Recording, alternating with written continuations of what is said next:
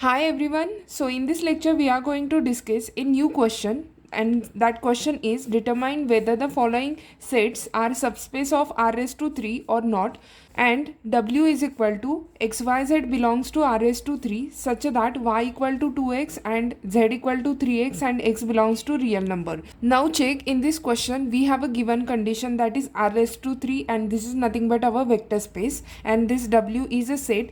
हा सेट काय प्रूव्ह करायचा आहे आपल्याला, subspace over R cube. So पहिला कन्सिडर करूया इथे vector space, that is V is equal to this set that is R S to 3 and this set can also be written as R cross R. It's element is of the form that is order of triplet XYZ belongs to this RS23 such that X belongs to real number, this Y belongs to real number, and this last term Z belongs to also real number. Here we only have to prove that is our claim is W is a subspace of R raised to 3. So for that purpose firstly we have to consider W, that is let W is equal to XYZ belongs to R raised to 3 such that Y is equal to 2x, Z equal to 3x and X belongs to real number. This is your given condition, that is this condition. So nextly put this value in place of Y, put this value in place of Z. So this W becomes, that is W is equal to X remains as it is, that is X comma Y is equal to how much, 2x, that is 2x comma Z is equal to how much, 3x, so 3x. Strictly आता सगळे elements कशातले आहेत, एक्समधले, that is such that x belongs to how much, real number. So this is your new set, that is a W set. आणि आता काय prove करूया, हा डब्ल्यू सबस्पेस आहे का नाही आहे ते चेक करूया. सो सबस्पेस चेक करताय म्हणजेच पहिली कंडिशन काय असणार आहे, non empty. So firstly consider 0 0 0 belongs to R S to 3 आहे का, yes, because R S to 3 कुठल्या फॉर्मॅटमध्ये, या फॉर्मॅटमध्ये ट्रिपलेटच्या फॉर्मॅटमध्ये. सो तिन्ही इलेमेंट आर एस टू 3मधले कन्सिडर केलेत. आता हा इलेमेंट ही कंडिशन सॅटिस्फाय करते का चेक करूया.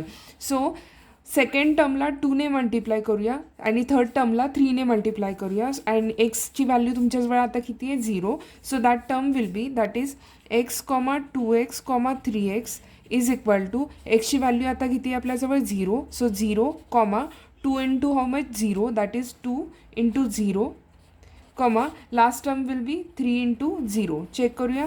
So that element will be 0, 2 into 0 is 0, 3 into 0 is 0. If this is element from W, then ह्या element through आता आपण काय नवीन जनरेट केला, this element. So हा element जर W मध्ये जात असेल तर हा रिझल्टंट element सुद्धा कशात बिलॉंग करेल, W मध्ये. So this belongs to W. So कमीत कमी एक element W मध्ये गेलेला आहे. Then we can clearly say that is W is non-empty subset of R raised to 3 and we denote this as a equation number 1. Now to prove second condition, that is a closure property with respect to addition. So consider two elements from this W, that is U1 and U2. So U1 can also be of the form this term and U2 is also of the form this term. So that implies, if since U1 belongs to W, that implies U1 is equal to काय असेल पहिला term, this term, that is x1 2x1 3x1 such that x1 belongs to real number. Similarly consider second element, that is if U2 belongs to W, then that implies U2 is equal to x2 2x2 3x2 which belongs such that x2 belongs to real number. So we have considered these two elements which belongs to W. आता काय consider करून घ्यायचं, U1 plus U2 आणि त्या दोघांची addition Wमध्ये belong करते का check करूया. सो कन्सिडर करून घेऊया. Consider U1 plus U2 is equal to, U1ची व्हॅल्यू आपल्याजवळ आहे दिस ट्रिपलेट आणि U2ची व्हॅल्यू आहे this triplet. So that value is x1 2x1 3x1 plus second term is x2 2x2 3x2. So addition possible आहे का, येस, बिकॉज इथे triplet आहे, इथे सुद्धा ट्रिपलेट आहे, करस्पॉन्डिंग ॲडिशन पॉसिबल आहे. So first term will be x1 plus x2 second टर्ममधून 2 common काढून घेऊया, that is 2 times of x1 plus x2 third टर्ममधून 3 कॉमन काढून घेतला, 3 times of x1 plus x2. Check करूया with given condition. So given कंडिशनमध्ये काय सांगितलं आहे, पहिला टर्म हा एक्स असेल तर सेकंड टर्म 2 इंटू एक्स असेल आणि थर्ड टर्म काय असेल 3 इंटू एक्स. आणि आता रिझल्टंट काय आलेला आहे, this is my x1 plus x2.